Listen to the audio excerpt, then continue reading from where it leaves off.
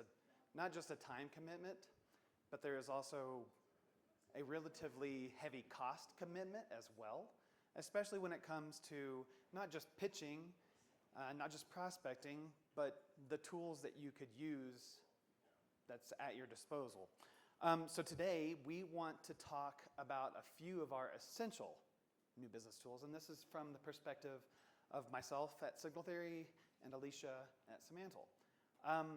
Some of the tools that we're going to talk about you probably use or have chosen not to, but we're just going to go through some of the things that we like about these tools. So I think we can just dive right in. And fair warning, I think the agenda says top 3 tools, but Seth and I couldn't stop. So we couldn't. I don't know how many are in here, but I think we have 3 categories. So sure. It's not working. Not working? It's probably off. No, it seems like it's on. I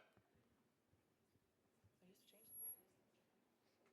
I mean, I can just, well, as you can see, we have a lot of new business tools at our disposal. Okay, I'll be doing it. Okay.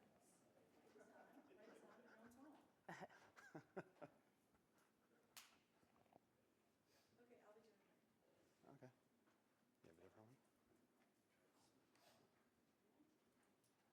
Is that working at all? It's not even.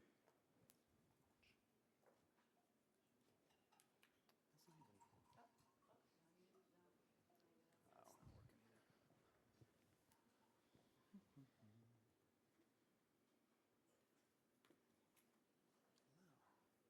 Where's that? Okay. That one is plugged in now. This one? Does he have it on? Ah! There we go. Haha. I'll also say that Seth and I decided to keep any AI tools out of this, knowing that we had the expert Brendan on hand too. So Right. no AI tools in here, although we do use them. We knew that questions could go to Brendan instead of us for AI. Okay, subscription-based tools. These are the ones that we really like. Anybody in here use Winmo? Anybody not use Winmo? Okay, Winmo is one of the best. It's one of the best things out there. Yeah. We've put some things that we like about it. We've also put some things on these slides that we don't like about it. Winmo comes at a pretty hefty price point. I want to say it's between $8,000 and $10,000 a year for a subscription. We have worked with Winmo from an AMIN perspective to get a discounted rate for AMIN members, which is really good. But Winmo has tons of information. It has like tons of companies, brands listed in there. You can usually find the contact information for people that work at certain brands. It's human verified. They say it's human verified every 6 months. I don't think it's 100% accurate. In fact, but we can go through some of the cool stuff. We were talking about this yesterday in terms of prospecting. When a CMO leaves a company or is hired at a new one, Winmo is on it. They're posting articles about this CMO movement, and then when they can, they will link. They will give you the information for this new CMO so that you can put this right into your like HubSpot or CRM system. They also do something called like a predictability index. They are constantly looking at the trades, seeing like where companies are spending media dollars, and they're trying to determine this account seems like it's going to be on the move here soon, or this one might be on the move the next 6 to 12 months. This one, don't even try. They just hired a new agency. Don't even try it. So this is one of the cool things about Winmo. Yeah, and I would say too that we vetted Winmo a few times. I've been with Simantel for about 7 years now. This is the first time we actually purchased and implemented Winmo this year, and we've gone through every couple of years, we bring it back up, we go through the demo, we bring teams on, we evaluate it, and we decide not to go forward. This is the first year we did, and for a few reasons. So I think it's super great from the perspective of seeing what's happening in the industry and getting the contact information. But it wasn't right for us at the time until we had a better strategy in place about who we wanted to even go after or who was going to be responsible for going after those people. So it's like many of our tools, right? It's best used when you put it to use. The more you put in it, the more you get out. And so what was unique about this year is we have a solid brand team now. So historically, it was just myself doing new business and working with the leaders at Simantel and those who are in the work. we decided to hire on 2 more people on the brain team. So we have dedicated people that are in this every day. Lauren and I are in it every day. So huge reason having the dedication to do it and the time to do it. And then there were a few things beyond the insights that we gained beyond just getting the contact information is what really intrigued us the most. And so some of the screenshots I included, I know it's hard to see, not intended for you guys to see it, but a few things I included. There's a really great library of how you can search for brands. So once we had our criteria in place, that's this top one. Once we had our criteria in place, like we have an initiative this year to go after agriculture companies. And so once we decided, like, yes, agriculture, this type of business, they're spending this much in media, got all our criteria in place, we're able to pump that information out and see what comes out of it. And that way we have a list all ready to go. So having that goal was huge for us. And then the second reason is we're doing our own rebranding work this year. So we're working on a Simantel brand project and looking at our own mission, vision, values. And so we're doing a competitive analysis out of it. And so the screenshot here, this one here is, I could put in BP America and I get a list of all the agencies they're working with, which is incredible. And start learning about those agencies. Because how many times have you guys been in an RFP and we say, who else is pitching? Who are they working Who are they working with? Do they have an incumbent? Do they, we're always wondering. We're like, I kind of heard this, and we all do a quick Google, and that's it, right? We're able to look even deeper now at our competitors and look at who's working with the brands, and then even get deeper into what they provide. Then we can go out and look at their websites, what content they're putting out, how they position themselves. Winmo's tracking media dollars too, digital spends. So some brands you can even drill down to the demographics and psychographics that they are buying for, which is pretty awesome. Yeah. Lots of creative library stuff that you can reference on Winmo as well. Yeah, so we use this quite a bit recently. We have pitched for Country Financial. Misty and Aaron were here. They had to leave because I had a workshop today. We went through 4 rounds, you guys, of an RFP. Like nothing, I've been doing RFPs for like 13 years. I've never had 4 rounds of an RFP. And we went to the lengths of spec work. And something Lauren and I did was get in the creative library and provide our creative team what we were seeing. So this one on the left, we had proposed positioning and taglines. And we were able to look in the creative library and see if anybody else has a tagline like that. So it was really great for us to say, this is a way you can stand out. Nobody else has this. And then on the right here, we were also pitching a celebrity endorser. The creative team gave us a list of maybe 10 potentials, and we went out and we looked at those celebrities and what they were endorsing. And this library went back to like 2000. So it was really great. Somebody mentioned Nick. We were looking at Nick and saw the brands he stood for, and we were like, probably not a fit for insurance, right? We really liked Ed Helms and what he stands for. This is the screenshot of putting in Ed Helms, and we're like, well, he does progressive, so probably off the table. So it gave us a leg up. That kind of insight beyond just getting the contact person gave us such a leg up in going into an RFP too. Yeah. So Winmo, really good tool. They've got a pretty big workforce. They're constantly scanning the trades. Could you find this information other places? Sure. This is just a good, real centralized spot. Yeah. One of the new, oh, yes. Good question.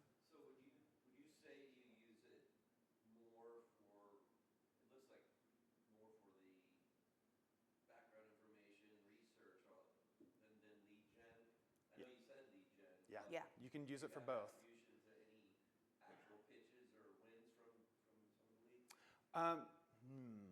Yes, actually. We pitched Cluster Truck. It's a small restaurant company out of like Indianapolis. And we did prospecting on here.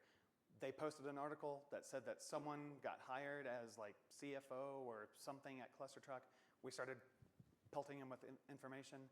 And then 6 months later, Pyle and company invited us to participate in the Cluster Truck pitch. You sent them like a Drippy Nut campaign? Yeah.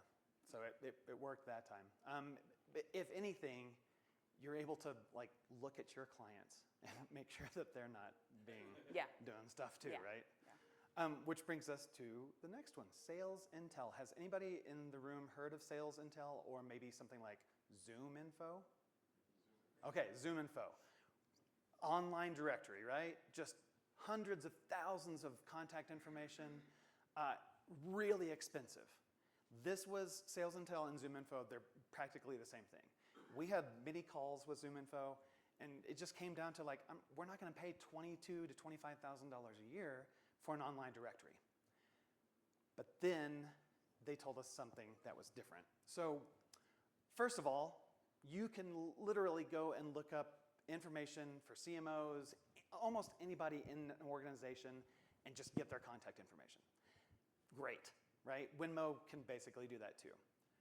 But the difference with Sales Intel and ZoomInfo, because they're practically the same, is they have something called Bombora integration. Anybody familiar with Bombora? Okay, Bombora is kind of freaky cool. They deal with intent data, which means that if somebody at an organization is Googling something, Bombora is saying, oh, based on what they're searching for, they might have intent to do something.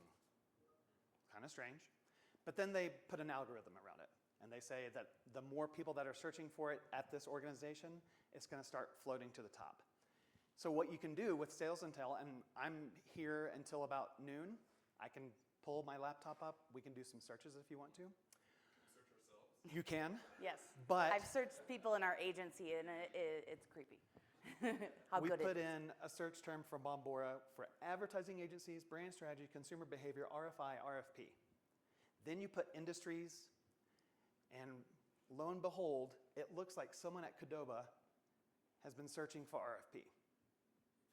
Is that interesting for any type of agency in here that might want to pitch Qdoba? Yes, Allie? You're interested? Okay, well, I've already started to reach out. Super powerful. Take a picture. Super scary because if one of the clients that you work on pops up here, oh shit, we better lock that down. Here's the only drawback right now. Bombora data is about 1 to 2 weeks behind.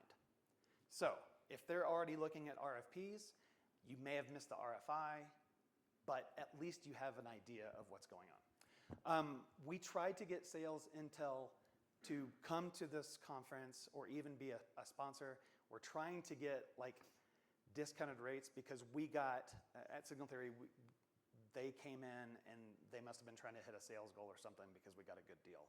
We wouldn't have done this for $25,000, but it's pretty cool. What's the only cost for this? 25. Oh, that's 25. Yeah. So are they integrated? Bombora is a separate company. So like if you just want the online directory, it's relatively cheap. But if you want the intent data like rolled into it, that's where it starts to get a little bit more expensive. Bombora by itself. You can, but you won't have all of this extra information about who to contact, and so it's kind of a package deal. Yes, yes. What happens when you slide the score threshold? Okay, so good question, because the score threshold is important. Maybe 2 people at Qdoba searched for RFP and brand strategy. That threshold would be at like 2. So the velocity or the number of times that it's searched, how often it's searched, that's where you get to the threshold. They're not going to display anything on Sales Intel that's below a 60. So if it's above 60, that means that that's a pretty good index. If you pull that up, you're going to start to whittle down the number of companies. So the higher the score, the more likely it's going to do it. If we were able to scroll, you can say, I want to see companies that have searched for at least 2 of these, or 3 of these, or all 5. Like, it's pretty cool. It's pretty cool. Industries, media spend, revenue, yeah. On the Bombora thing, how we've been using it, because you can pull data and you get your addressable audience, but when you can overlay then those that are already in the consideration set, it really sparks interest. Yeah. It's an amazing tool. Yeah. And ZoomInfo does not work with Bombora, is that what you're saying? ZoomInfo does. Yes. Yeah. What's really the difference between the 2? I could not tell you. Okay. Pricing wars, basically. Yeah. I'm just curious if they're searching RFP, are they just searching like format for RFP? Like, is this Could be. normal, like a common behavior? I don't know. But if it's hitting that threshold of 60, So there was something going on. yeah, yeah. Or do you see like search for advertising agencies? Right? Yeah, yeah.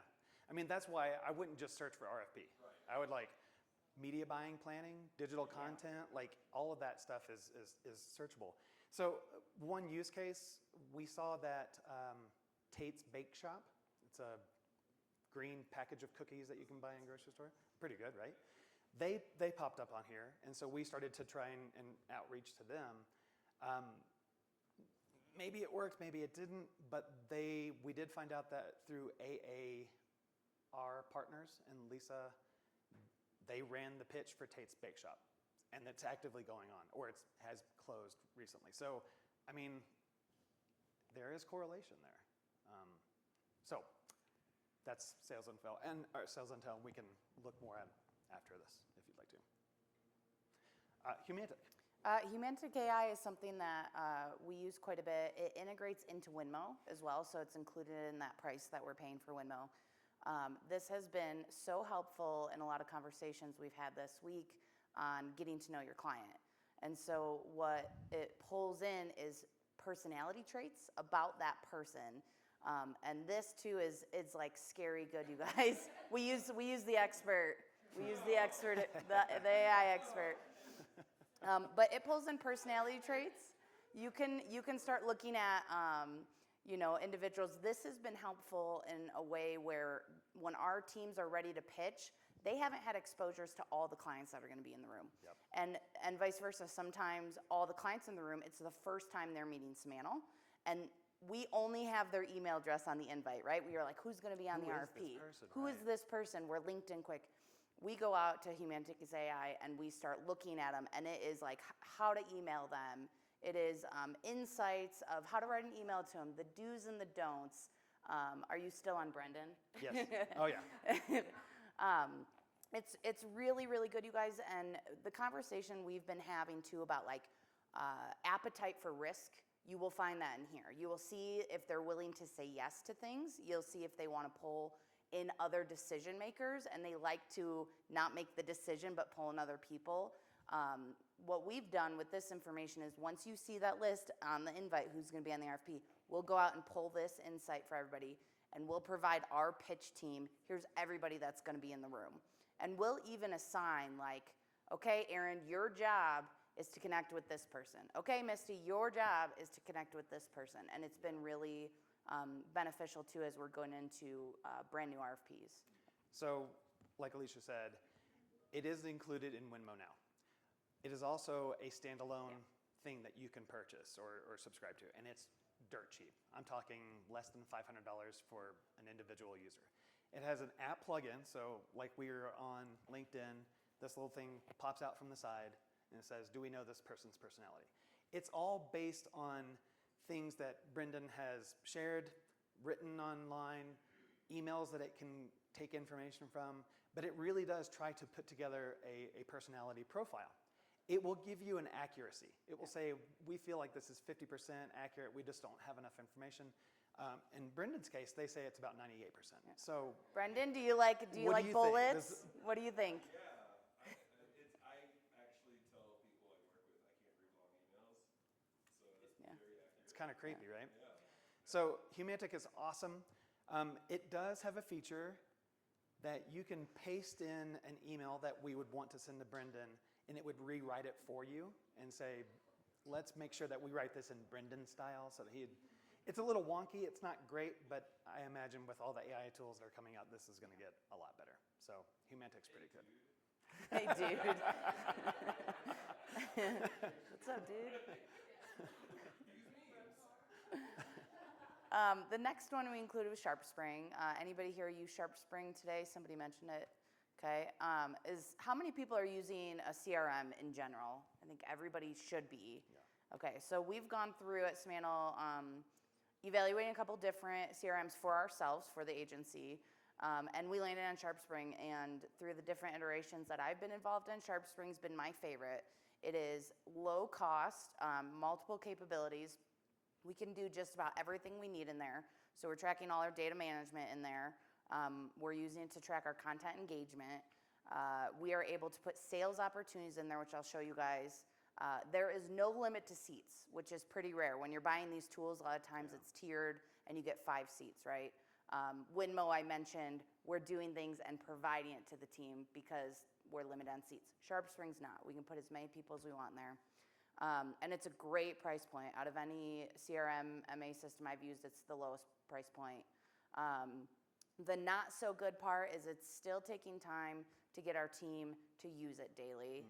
Our new business brand team, we use it daily. We see the benefit of it. We're in there all the time. Our account planners, and probably our own fault too because we're not pushing on it, right? They're so focused on in the work that they're not quite using it beyond like updating their contacts so that we can deliver them newsletters. But we're using it in a variety of ways beyond that even. So on the left-hand side here, this is, I know this was brought up the past couple days, we started doing landing pages in SharpSpring specific to that prospect. So this one was for service champions. We had a discovery call with them, and they said, yeah, send me some case studies. And so we got them all up on here, everything we needed.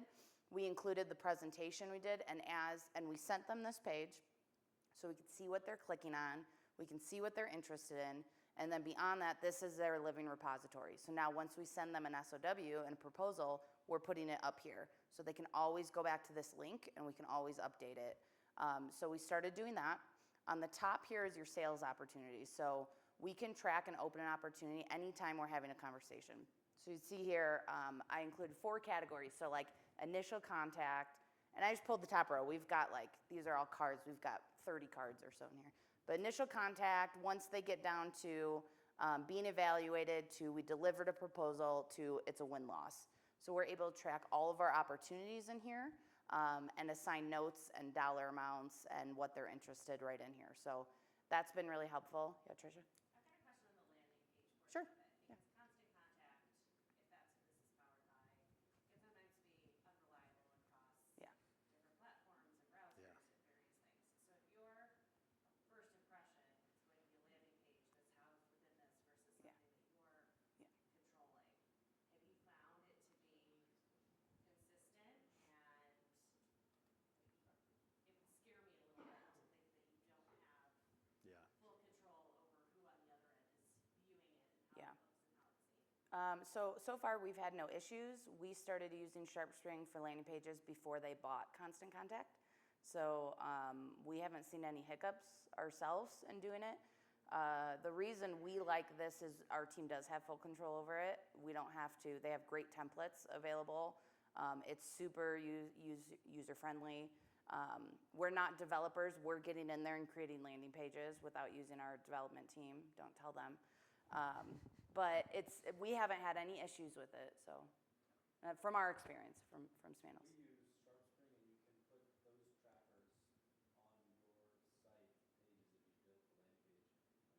So it can still pull the information into SharpSpring. Yeah, we've done it kind of, if we have put a landing page on our smail.com environment, we'll use forms or tracking links. But we found just, not even the tracking and the integration, just the usability for our team to be able to pump these out so fast has been what's benefited us. So, and then that tracking across the top, that's something our new business team is using. And I report out to our leadership team, like, here's how many leads are coming in, here's how they came in, here's how many progressed, here's how many we decided to pursue, and here's how many we won and lost. And then there's also forecasting in your top right corner of, I have been using this for the past 4 years. So you can check your win and loss for our 4-year history that I have in here. So it's really, really great. Again, my downfall for this is change management because I'm using this so much and I am using it, but ideally we would have teams open opportunities in here. But once teams pull me in, then I'm opening opportunities. So I'm kind of been a funnel. Ideally, we would have our leaders in here opening the opportunities, pinging each other right in here to go in the system, and we're still working to get there. So So I guess to that point, Yeah. are you using it more for new business or organic growth as well? So we started with new business because that's a good point because there's a gray there, like what's organic and what's new. Especially to our business, we work with Caterpillar, and so we have new Caterpillar clients coming to us. So we're like, is that organic growth because it's a current client cat, or is it new because it's somebody that's never worked with Simantel? So we started with just new business, new logos, and started pulling in a little bit more organic growth, and I added a column for that so that we can track that as well. So. And then the bottom here is the life of the lead. Lauren, you have a question? What's the opportunity for like branding these landing pages? Oh, it's blank slate. You can brand it however you want. So, yeah, because we used a pretty basic one and have put a little bit of our branding into it, but not too much yet. And I think it was just ease of use of us getting up and going quickly. But we also started putting logos, right? Like this is Service Champions, putting their logo on it, so we have the flexibility on any of that as well. So. And then the bottom here is life of the lead. So this is why Sharp Spring's so useful to us as well, is I can go in and see everything they've done that I've been using, and this is why we like using Sharp Spring landing pages.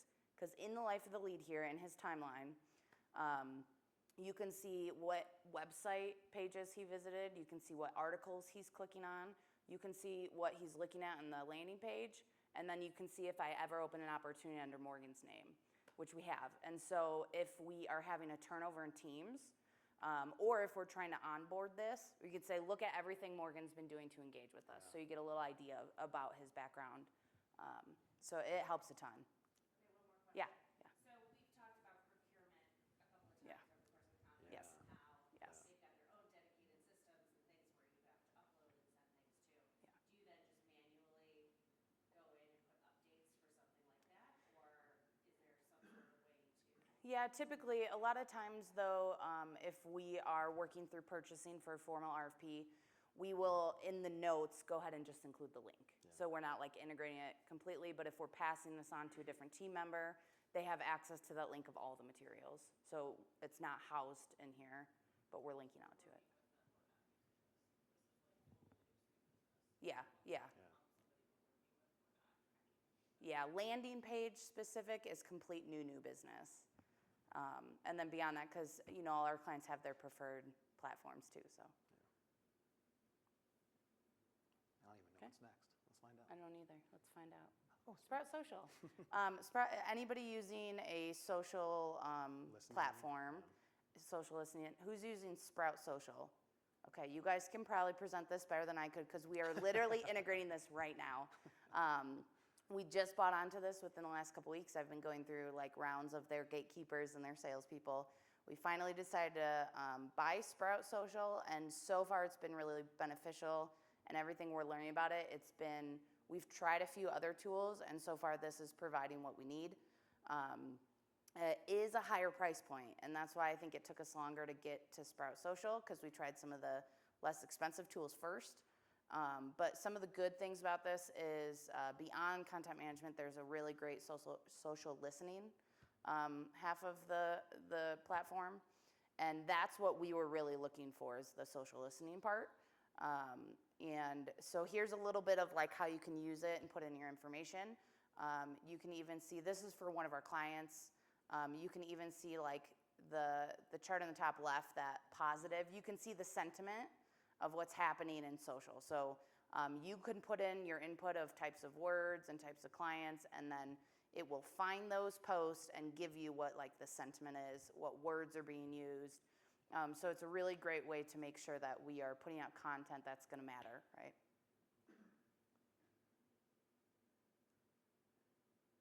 Okay, so those are some of the things that we like. We also wanted to give you a little heads up on things that we've tried that we don't quite like and reasons why. Fight us on it, that's fine. Salesforce is just a beast, right? Yes. I hate putting this, like pains me to put this in this category because Salesforce is great. Like I don't want to say it's not.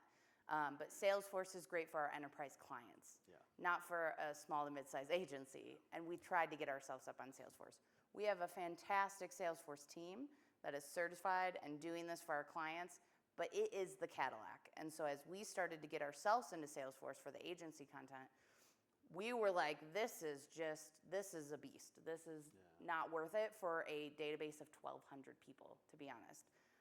So some of the good is like, we really wanted to go to the lengths of dynamic content.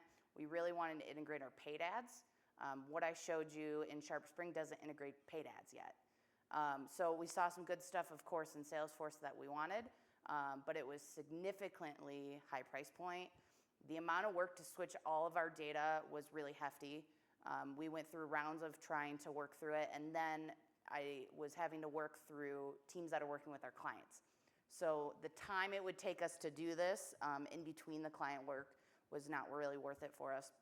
And then again, the change management to get teams in Salesforce daily would be a challenge when we're still trying to get them in SharePoint. So, anybody else's experience on Salesforce? Because I hate to put it in this category, but good and bad. We did kind of the same thing. We did went through the whole sales process Yeah. last fall, big Yeah. evaluation, and it just came down to, not worth it for the cost. Yeah. Yep. Yeah. So great tool for your clients, but not necessarily for us. So. The next is Hootsuite. I just wanted to include this one quick because we tried it before we got Sprout Social. Our team feels like we completely got oversold on it because they say really great things and show us really great things. It is a great low price point. You don't have to lock into a contract, so it's good if you want to get started. What Hootsuite was good for is content management. So if you need to have a content calendar and use it to push out content, great. But we wanted that social listening, and we started finding once we got in there that everything was an add-on app. So everything was an extra cost, everything was an extra app. And then we were having, once they sold it to us, we could not get a contact with them to save our lives. We were even trying to say we're willing to upgrade just to get somebody on the phone. So while it's really great and they provide some good things, we didn't really have a great experience with them, so. Yeah. LinkedIn Sales Navigator, anybody in here using this? Yeah? What do you think? Like it or not? Yeah, right? It's kind of meh. Yeah. You like it? Okay, Okay. good. We tried it out for, I think, a year. It's nice because it's just built into LinkedIn, which I'm guessing everybody in this room uses. But once we started to get into it, it just didn't seem to have the capabilities that we were hoping that it could do for what we wanted it to do. There was like the connectivity. Being able to look at a client and instantly, or a prospect, and instantly know who they know that is in your organization, that's great. Because you always want to leverage those relationships if you can. However, and the other cool thing is that you can set up alerts. Like, oh, Chipotle, I want to talk to them. I want to make sure that I know what's going on. But LinkedIn Sales Navigator is only indexing the content that is put into LinkedIn. So if anything is happening beyond the walls of LinkedIn, it's not going to show up there.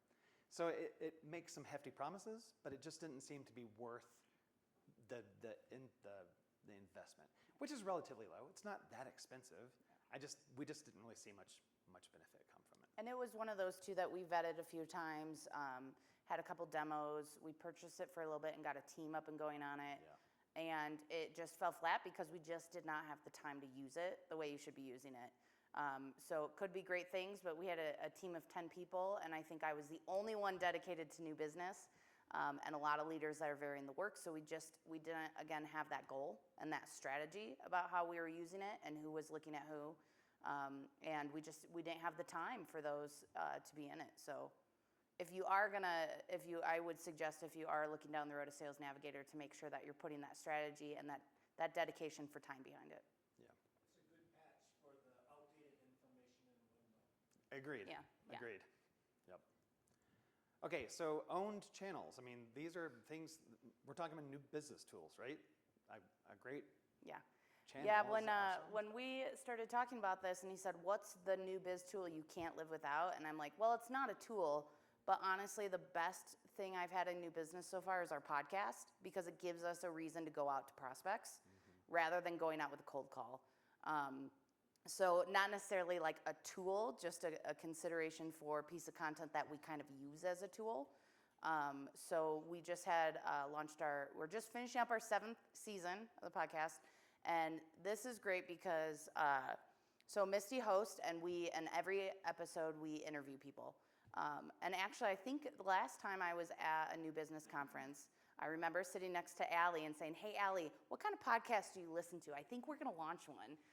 So it took a little bit to get up and going, but you guys, this has been great. So season 7, as you know, we work for B2B brands in industrial. So we decided season 7 was all about women that work for industrial brands. And so it literally gives us the reason to go out to these industrial brands that have women in leadership positions and say, we want to talk to you, we want to know more from you. And we got 10 episodes. We got 10 brand new people coming in that are in companies that we want to work for. And it is so non-threatening, and it is, like somebody mentioned yesterday, what would you know, a CMO who wants to talk about themselves, right? So we very rarely, once we go out and ask people to participate, very rarely get a no. So while this isn't necessarily a hard tool, it has been better than some of the tools than I've used for new business, yeah. So you said it's time consuming, right? Yeah. Yeah. Yeah, Can yes. you quantify that? How many agency hours do you Yeah. invest in this program? So hours, I would say, so it was time consuming to get up and running in season 1. I think once we got the momentum, we're good. We do put some paid advertising behind this as well. So the team that works on it is obviously Misty. She spends a lot of time in it. And then we have another person on the brand team who is fully dedicated to Simantel brand. And when we're in season, she's working 40 hours a week on this. She is completely consumed by this. But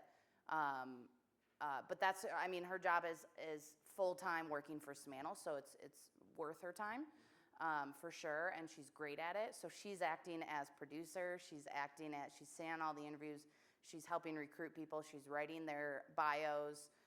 So a really well-rounded person that can just pour into this has been needed. And then we do tap into a media person who probably only spends, when we're in season, she probably honestly spends 1 to 2 hours a week. And then we tap into creative. When we launch a new season, a creative resource will help us get the assets in the beginning. They probably spend 4 hours on it, you guys. So outside of our brand team, it's really not much. So, yeah. Can y'all talk a little bit about the actual, I guess, physical setup? Are you doing this Yeah. in person, or are you doing it remotely? We're doing them all virtual. Funny you asked that because we had a podcast studio at our office, and it recently got taken because we have so many people. We're growing so quickly, we had to use it for office space. So we bought a soundboard and put it in Misty's office. I mean, we clipped a mic on her desk and put a soundboard up for her and a mixing board, and we do them all virtually. So it is fairly low cost on the things we have to subscribe to. We subscribe to a podcasting editor, which is fairly low cost. I think we're honestly paying them $100 to $200 a month. It depends on how many episodes you're doing. And then we subscribe to a platform that helps us record. So, and that is probably $25 a month. It's pretty low cost. So, and then I'll mention, yeah, Brendan. Like, is the big benefit that you see, is it more on who is listening to it, or is it more of the strategy and going out and getting the guest to participate? It's more the strategy of the guest, for sure. I think the listening audience is great, which we track that. We have a dashboard specifically just for our podcast. We have our own website for the podcast as well, where we link between Simantel and this is called Marketing Sweats.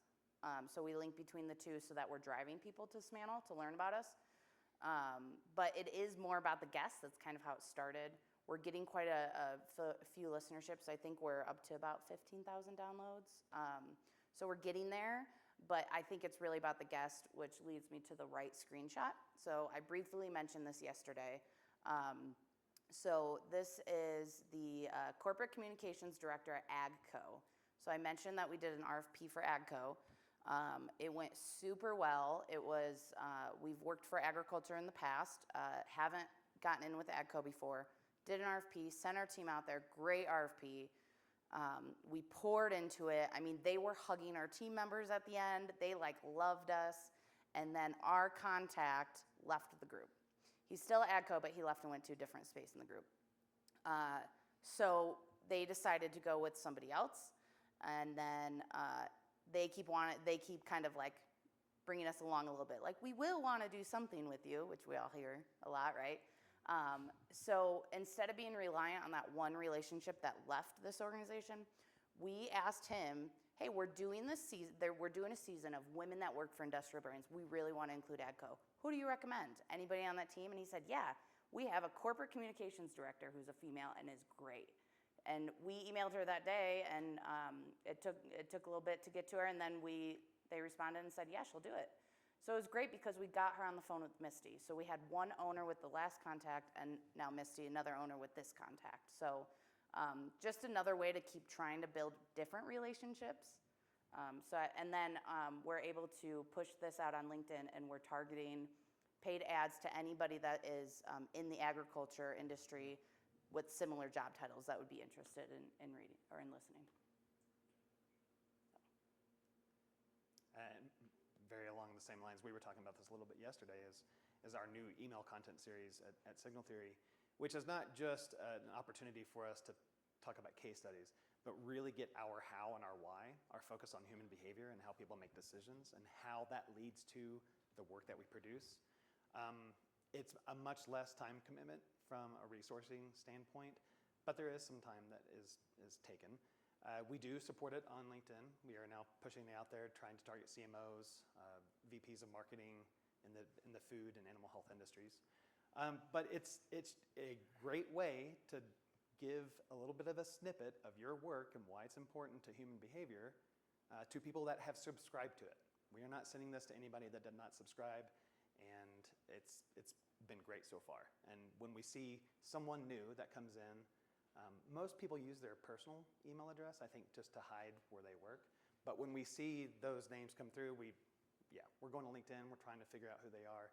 And if it's someone that would be on our list, we're emailing them separately and saying, hey, glad you subscribed. It's not creepy. We know exactly who subscribed.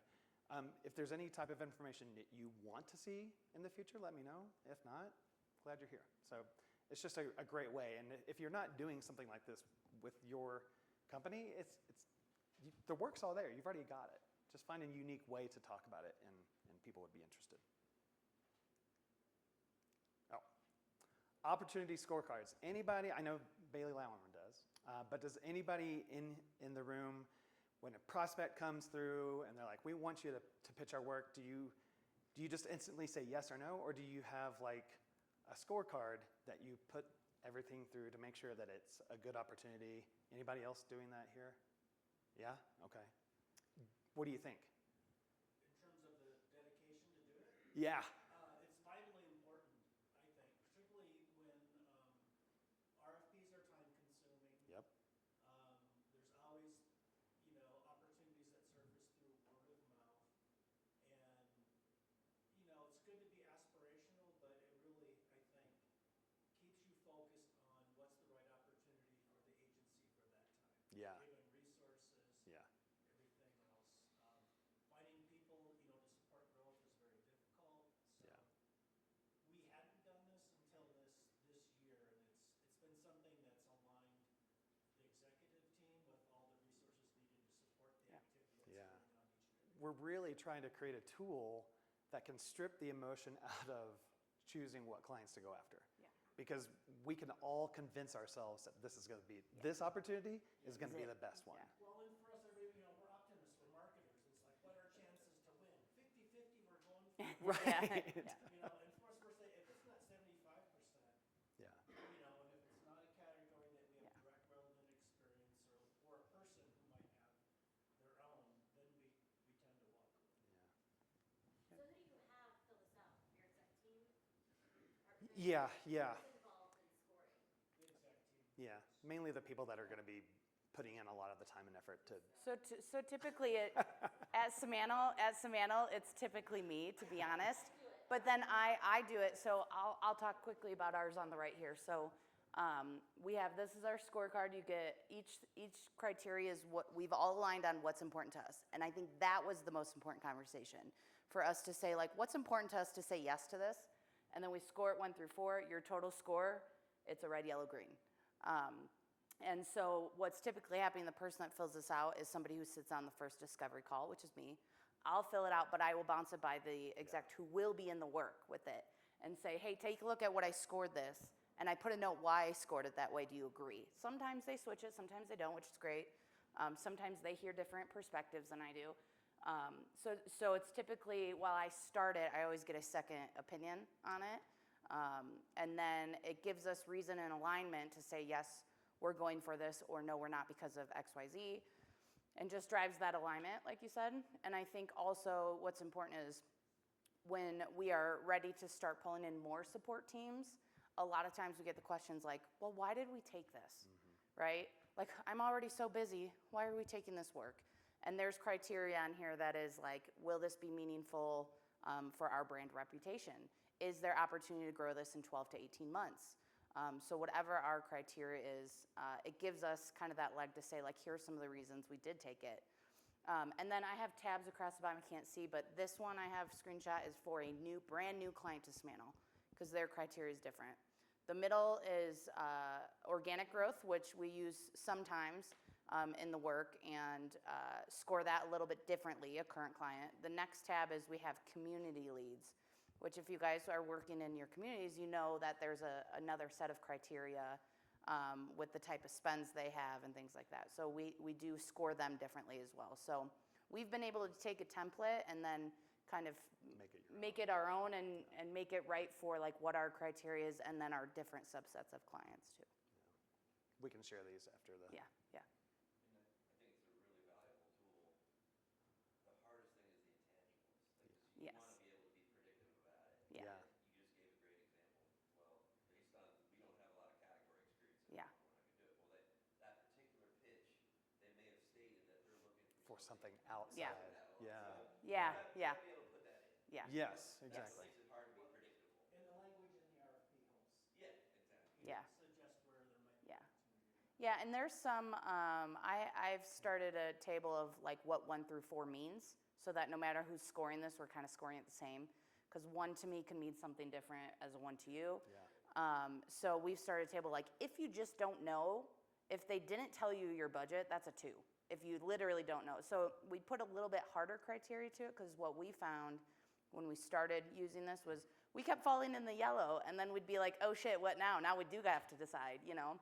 And then we were like, we can justify anything we want to, because you scored a 2 and I scored a 1, you know? So putting that like hard parameter around what a 1 means, what a 2 means, what a 3, what a 4, has been helpful. Yeah.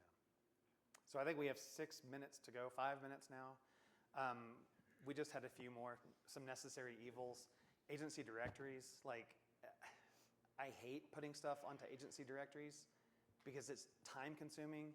I have to upload a case study 5 different ways for 5 different directories. It's annoying, but it does get your agency name out there in different areas that prospective clients could be looking. So we focus on just a few, like agency compile, ad age, and that's about it. If these other directories offer free spaces for us, we'll upload our logo and information about our firm, but we won't really go whole hog on them. The other thing that I wanted to mention was consultant outreach. I hit on this yesterday. You just got to be in front of the consultants. Even if you're not paying them money to help you either hone your agency message or paying them whatever fee they want to get you on their preferred list, just being in front of them is always very helpful. So we've got 4 minutes now. So if there are questions. Yes, Jim. So I know not a lot of agencies do PR, not everyone, but we've gotten pretty heavily into influencer marketing. We found a really good tool. We spent a lot of time researching, so I just want to share it. Yeah, We use thanks. Upfluence, Yes. and Upfluence. really found that to be valuable. Yep. Other question I had was going back to the social media tools, just trying to get a feel for what others are using, because the Yeah. group went with Newbie a while ago, and then we switched to Amplify. I'm just curious what others are using for social. We're using Infigi. Sorry? Infigi. INFEGY.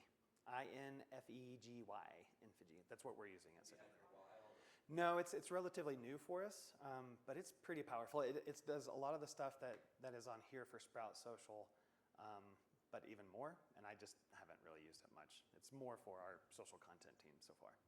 My last question is on the monitoring your own sites. I mean, we did deep forensics, don't do that anymore. Is anybody using anything else besides their own? Sales Intel has something that you can put onto your website. It's called Visitor Intel, so that also comes with that package. It's kind of cool because you can see who's going to your site. What was it?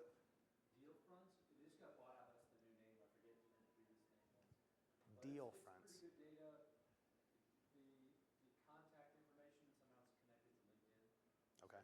So you get so many contacts per lead or whatever. It's actually pretty good. Okay. We use it to get on RFPs by emailing the people that were on our site. You can see which pages how often, and it's very, very inexpensive. Yeah. That's cool. Really quick, you guys, before the next question, my Uber is going to be here in about 5 minutes to catch my flight. So I'm going to leave questions for Seth, and just want to thank you guys. Christy can share my email as well. I hate to jump out, but got an Uber waiting in about 5 minutes. So you guys could stay and ask questions. So thank you. Thank you. Renee's giving me the eyes back there. So We got 2, 3, yes. Back on search consultants, because we all work with them, right? We're all in regular contact with them for the most part. Has AMIN ever approached them as a network to get more on their radar as a network? Search consultants try. We brought them in and we've had them speak to us. Yeah. And they all say the same thing. Yeah. About, we want to get you guys on our list because we're always looking for new agencies to throw in, even though we promote one another. Yeah. It'd be a good use of time though with, leadership of AMIN, because we all know, and just say, hey, think of us as this independent network. Yeah. We love the chance to go up against Goliath, if it makes sense. And they always seem willing to Yeah. give